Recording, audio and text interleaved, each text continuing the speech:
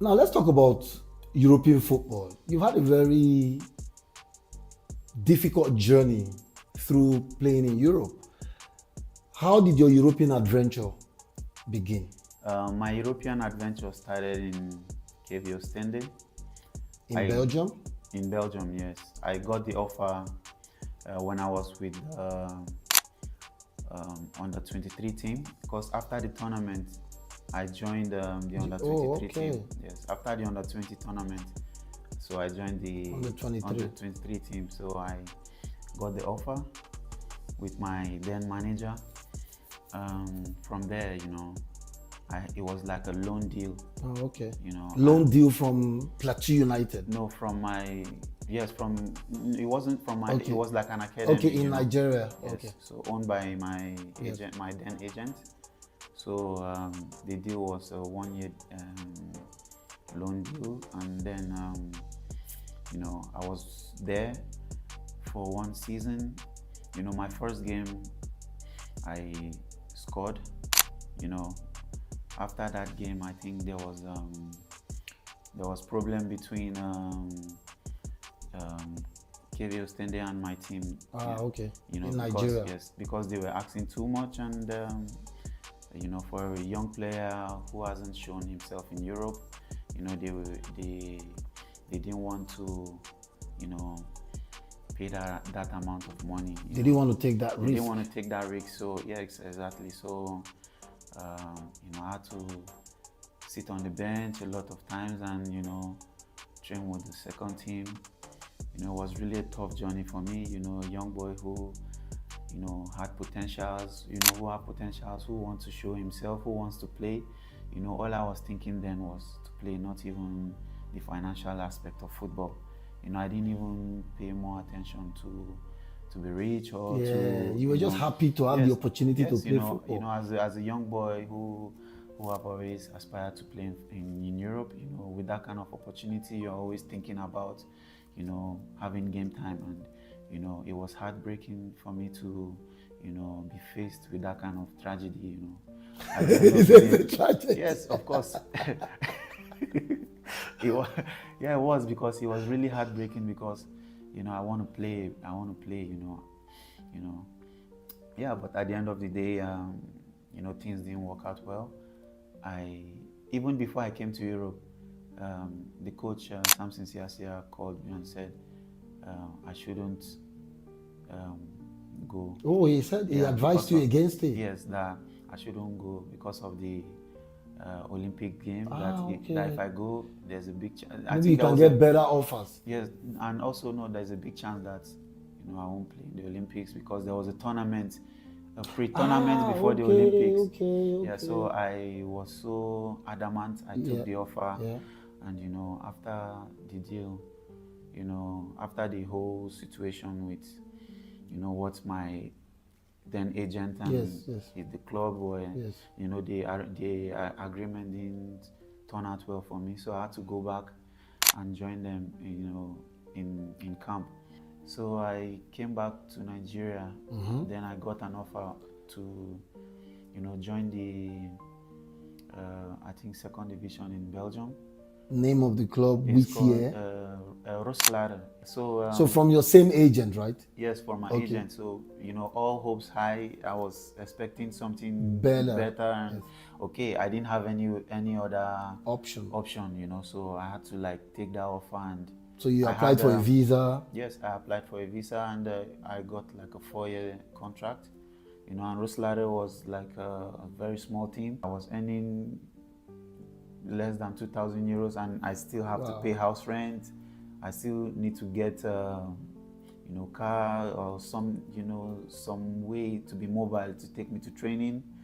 It was a really small team, and then I had a 4-year contract. It was really, really tough times there. So did you play regularly? Yes, I was the first player in the club that they've paid transfer for. Oh wow! Yeah. So it was really a small club. Yeah, it was a small club.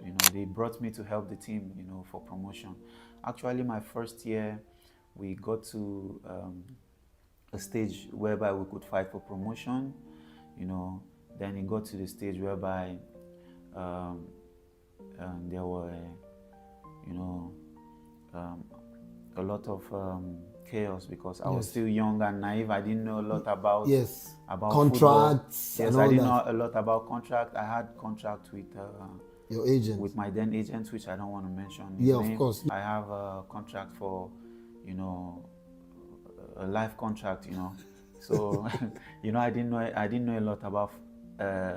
Of course, you were naive, young. Yes, you just wanted to play football. Yeah, I was young, you know, a young boy who just want to play football. You know, whatever you see, you put your hand, you sign.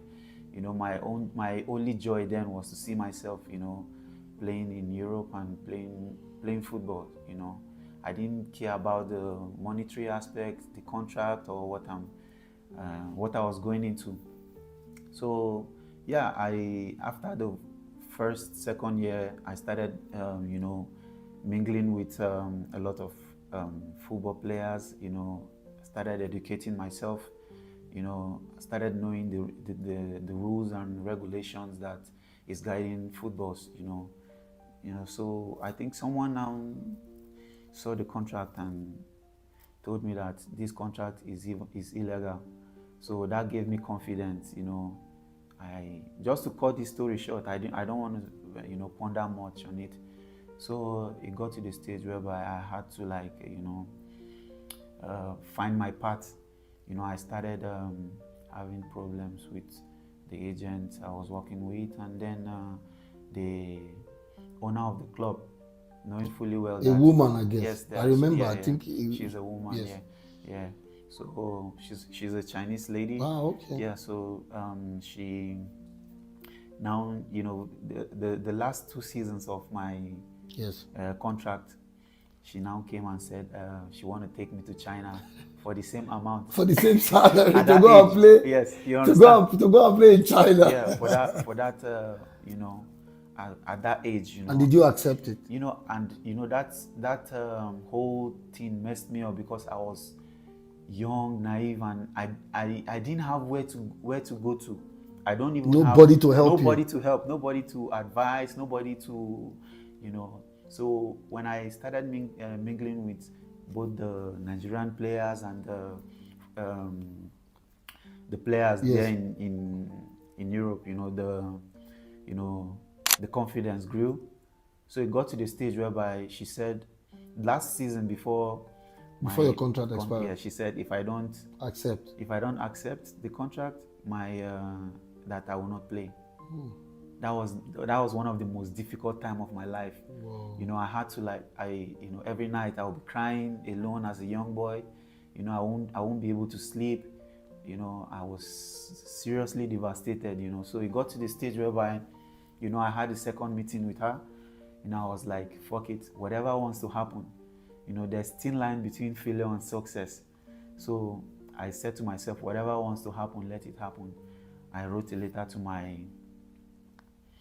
African agent, and I said, I think it has gotten to the stage in my life whereby I want to be in charge of my career. Wow, take your destiny in your hands. Yeah, I thanked him for everything we had, and, you know, though there was still fight here and there. I can imagine. You don't let go easily. Yeah, so, but, you know, at the end of the day, I called the Chinese lady and I told her that I think I won't be taking the option. Whatever wants to happen, let it happen. So God's so faithful and God's so great. You know, it happened that, okay, she spoke to the club, they weren't playing me.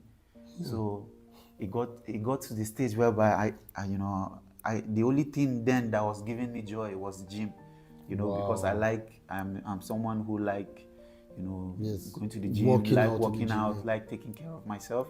So when I face all those kind of trials and tribulation, I'll cry, then go to the gym, then sometimes I didn't even have, it got to the stage whereby I didn't even have where to go to. I would just be walking on the street thinking, what will happen. So, but God's so faithful, you know. It got to the stage whereby if they put me 5 minutes I will just receive a ball that is going into the net. I will tap it, And it will go. and it will go in. And you were scoring goals. I was scoring goals, despite not playing regularly, yes, or starting games. Exactly, and that season was my best season, of the contract I have with the club. For 4 years. Yes, the I'm last telling year you, was yes, your best. Even with all the challenges. I'm telling you, I became the highest goal scorer. So I was attracting a lot of teams, and even Union. So the deal came. So that was when COVID came, and Okay. my club went bankrupt. It got to the stage whereby I wasn't paid salary for months. Whoa. Yes.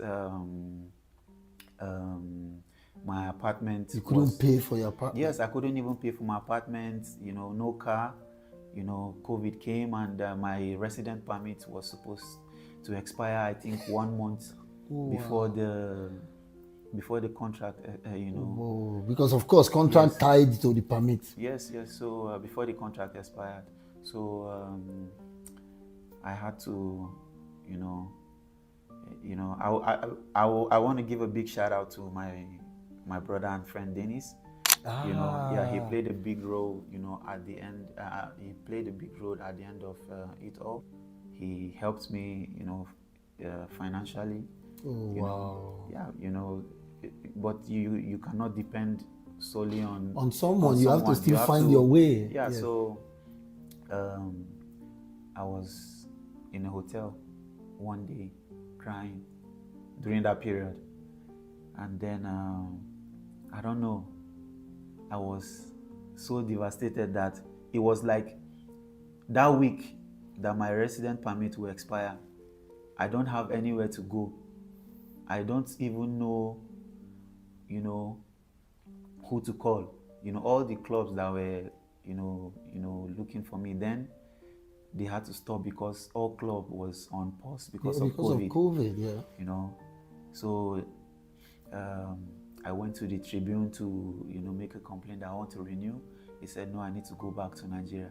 And if I go back to Nigeria, you're going to start all over again. And I'll go and face the problem of, having issues with my agent and, who is the Nigerian, based in Nigeria. Yes.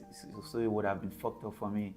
So I had to I was in the hotel room, praying, crying. This is something I don't say. Wow, thank you. This is something very exclusive. I don't say to anyone. Maybe a few people in my life know about this.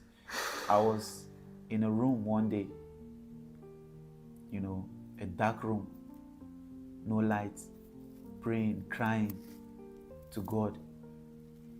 Then, I said, whatever wants to happen, let it happen. Maybe I'll just be on the street. I was talking to God because I always talk to God. Maybe I'll just be on the streets, roaming about, and, just be one of those guys in Europe. If football don't work, okay, so be it. So I was talking to God. Something tapped me on my back. It was like a dove. I turned my back and it was like an invisible dove. I in the dark, I couldn't even find the dove. After that prayer, the hair in my body started, standing up. Oh, bro, I'm telling you, few hours after that prayer, a big shout out to my friend Zolotich. A friend of mine called me and said, one agent that recommended him in Portugal, the club, watched his video and they saw a pass that he gave to me. Oh. They saw a pass that he gave to me and I dribbled everybody and scored, and they asked, who is this player? Who is this player? And Zolotich is from which country? Zolotich is from Bosnia. Oh, wow. You understand? He's my very good friend also. He now said if I want to come to Portugal, I was like, I have nowhere to go. And then you said your residence permit had expired. Yes. So it was a miraculous thing, Do you know that I traveled from Belgium to Portugal without a document, and I wasn't stopped at the immigration? God is part of your story. Bro, that's why I don't joke with, God.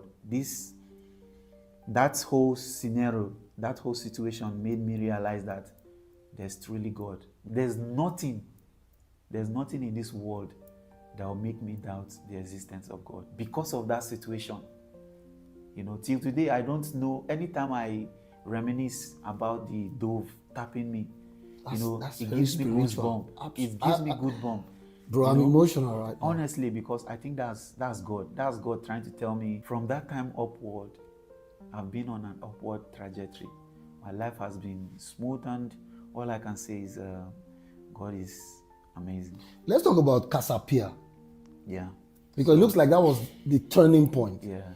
Because going there, you weren't sure of what the club was like. Yes. But your story changed. Let's talk about that quickly. Yeah. Okay. So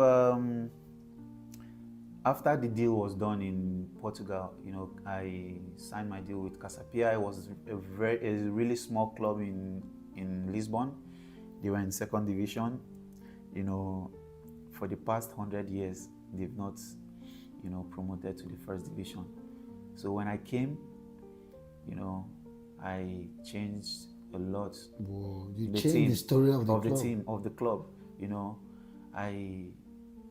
I did a lot for them, and also they did a lot for me. So it was really, it was really an important time of my life and an important part of my career, because until today, I think I'm one of the most valuable player in the club. Wow. I'm the highest goal scorer in the club, in the history of the club. Oh, really? Yes. So how many goals did you score? I think 30 goals contribution. Wow. Yeah, so in one season? No, in I think 3 seasons. Oh, you played there for 3 years. They were in second division. And you helped them to gain promotion to the Portuguese Superliga, right? Exactly, they call it Superliga. To the Portuguese First League.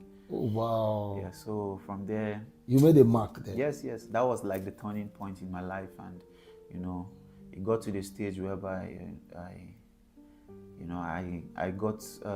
completed the circle, and it was time for me to move up and to make a next step in my career.